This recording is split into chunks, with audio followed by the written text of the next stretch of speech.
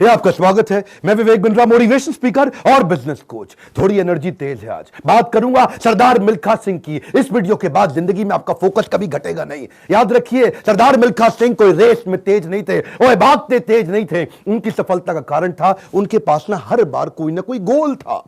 पहली बार सरदार मिल्खा सिंह क्यों जीते? इसलिए नहीं जीते कि भागते तेज थे, इसलिए जीते क्योंकि उनको दूध का गिलास चाहिए था। कोच बोला उनको, ओए फटीग माफ हो जाएगा और एक्स्ट्रा डाइट के लिए बड़ा गिलास दूध का मिलेगा। रेस में भाग नहीं पा रहे थे, पेट में दर्द हो गया, नीचे गिर गए। दोस्त बोला, ओए भागो और दूध मिलेगा। और दूध दूध दूध दूध दूध दूध दूध दूध दूध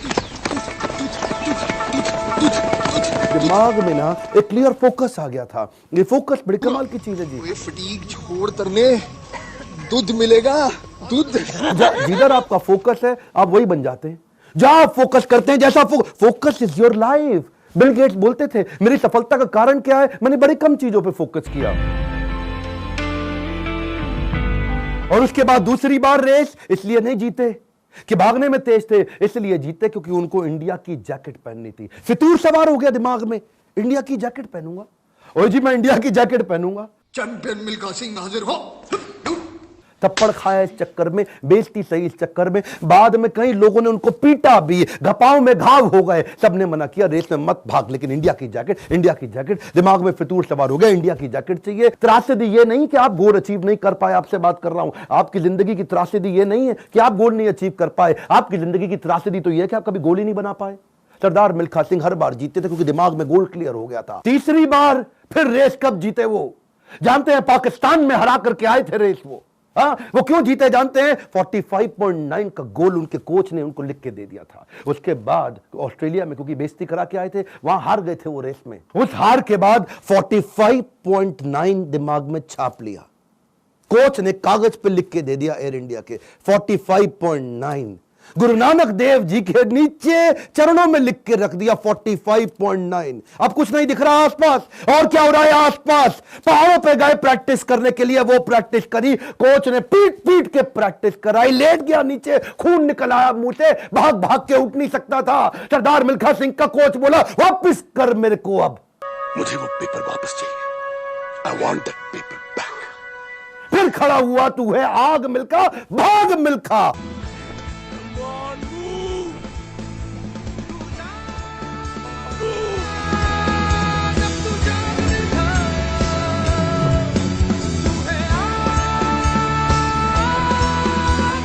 मेरा आपसे क्वेश्चन है, आपका 45.9 क्या है?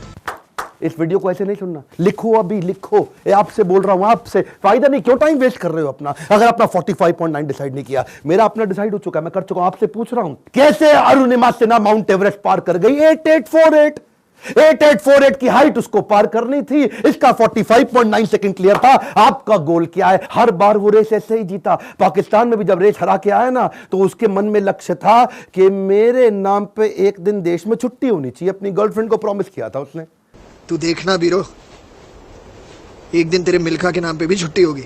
वो गोल क्लियर हो गया ना दिमाग में, है जी। पाकिस्तान में जाकर के हरा करके, और ऐसा हराया, फ्लाइंग सिख का नाम पड़ा उसका। अब मिल्खा सिंह का दूसरा लेसन पकड़ते हैं, आइडेंटिफिकेशन ऑफ डिस्ट्रैक्शन। ऑस्ट्रेलिया में प्री क्वालिफाइंग रेस में हार गया था। जानते हैं क्यों? क्योंकि ऑस्ट्रेलिया पहली बार गया था, गोरी गोरी मेमे देखी थी, डिस्ट्रैक्शन हो गया। उसको शाम को पार्टी में ले गए और वहां पे गाना गाने लगे, वुलमुल वुलमुल वॉन्डर, वुलमुल वुलमुल ओए।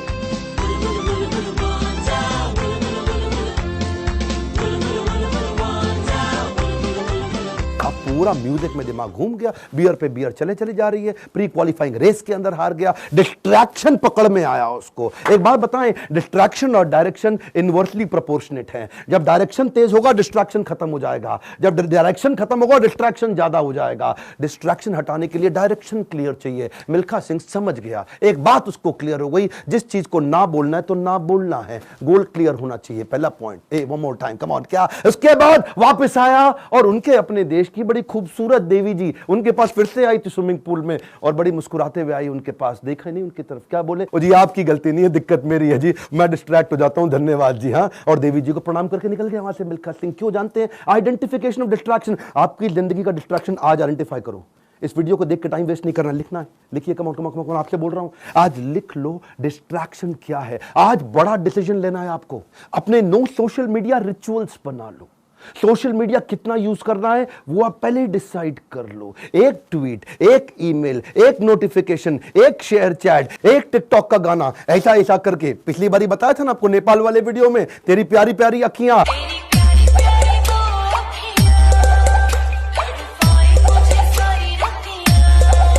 उसी चक्कर में कई घंटों निकल गए, हाथ से पूरा टाइम छीन करके ले जाएगा आपका वो डिस्ट्रैक्शन। इस डिस्ट्रैक्शन को आइडेंटिफाई करो, अपने आप को डिसिप्लिन बिल्ड करने के लिए नियम बना लो, कुछ नियम बना लो। सोशल मीडिया दिन में केवल 15 मिनट, शाम को 8 बजे के बाद मोबाइल कभी छूंगा ही नहीं, सुबह 9 बजे से पहले केवल अपने ऊपर काम करूंगा, अपने आप को ट्रेन करूंगा, मोबाइल को टच भी नहीं करने वाला। आप मोबाइल को लेकर के डीएनडी लगा दो, डू नॉट डिस्टर्ब लगा दो, एयरप्लेन मोड का डिसिप्लिन ले आओ, एयरप्लेन मोड को प्रैक्टिस करो। दिन में कोशिश करो 24 में से 16 घंटे एयरप्लेन मोड। अगर इस प्रकार की प्रैक्टिस बिल्ड कर ली, आ जाएगा कम समाधि का फोकस। आज मिल्खा सिंह ने यही किया, डिस्ट्रैक्शन आइडेंटिफाई किए, किसी को डिस्ट्रैक्ट नहीं करने दिया। फाइनल रेस से पहले पाकिस्तान में सामने वाले का कोच बोला, मिल्खा सिंह तुम्हारी आखिरी रेस साबित हो सकती है। क्या बोला मिल्खा सिंह? दौड़ूंगा भी वैसे ही। मिल्खा सिंह, ये आपकी जिंदगी की आखिरी रेस साबित हो सकती है। दौड़ूंगा भी वैसे ही। बिल्कुल डिस्ट्रैक्ट नहीं हुआ। उन्होंने इसको कई बार डिस्करेज किया, डिस्ट्रैक्ट नहीं हुआ। अब ना लड़कियों से डिस्ट्रैक्ट हुआ, ना ओपोनेंट से डिस्ट्रैक्ट हुआ, भयंकर फोकस, जीत गया। तीसरा रूल मिल्खा सिंह का, रेज योर स्टैंडर्ड। ए कम ऑन, क्या तीसरा लेसन? Raise your standard. पहले मिल्खा सिंह जब रेस के लिए भागता था, बनियान निचोड़ता था मग्गे में, बाद में बनियान निचोड़ने लगा बाल्टी में। इतना पसीना निकाल दूंगा कि बाल्टी में निचोड़ूंगा। बदल दिया जी, मग्गे से पहुंच गया बाल्टी। Raise your standard. आप आज जो भी कर रहे हैं, come on, keep improving yourself. Prove नहीं करना है, इंप्रूव करना है, कंटिन्यूअस इंप्रूवमेंट। कम ऑन, क्या continuous improvement? Regular practice, solid discipline. कोई भी लक्ष्य इंसान के प्रयासों से बड़ा नहीं है।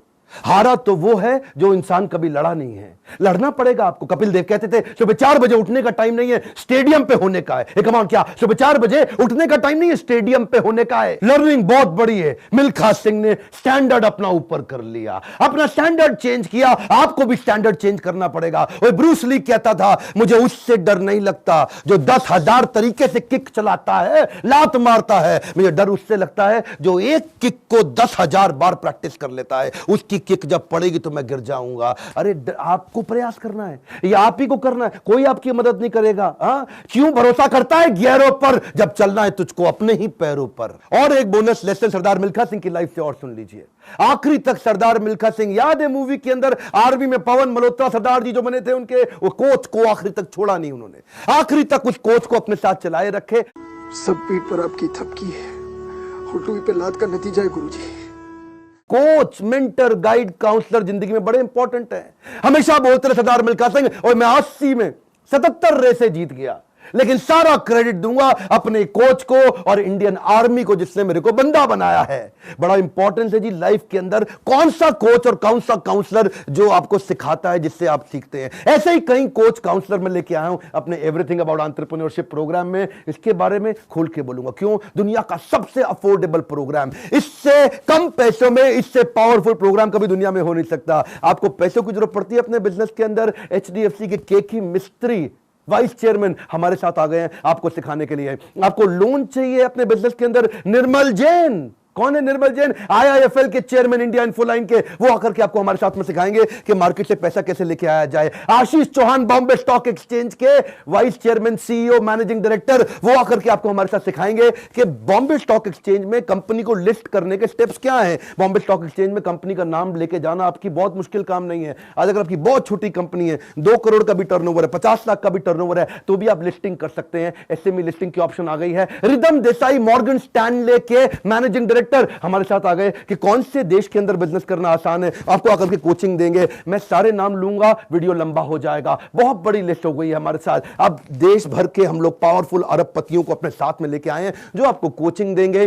स्टूडेंट्स के लिए 750 रुपए महीना, एंटरप्रेन्योर्स के लिए 1500 रुपए महीना। एक रिक्वेस्ट और करूंगा, सरदार मिल्खा सिंह की ये लाइफ बहुत इंस्पिरेशनल है। मैं चाहता हूं सरदार मिल्खा सिंह जिसको लोग भुला चुके हैं, उनका वीडियो शेयर करिए पूरे देश के अंदर। कई मिल्खा सिंह खड़े हो जाएंगे। हमें बिजनेस में भी मिल्खा सिंह चाहिए। पहला रूल गोल चाहिए, दूसरा रूल डिस्ट्रैक्शन हटा दो, तीसरा रूल अपने स्टैंडर्ड बड़े कर दो, और चौथा रूल कोच बड़ा जरूरी है। हमारे साथ जुड़े रहने के लिए, वीडियोस को लाइक करने के लिए, चैनल को सब्सक्राइब करके बेल आइकॉन हिट करने के लिए, नीचे अपनी रिक्वायरमेंट देते रहने के लिए आप सबका प्रेम पूर्वक मुस्कुराहट के साथ बहुत बहुत धन्यवाद।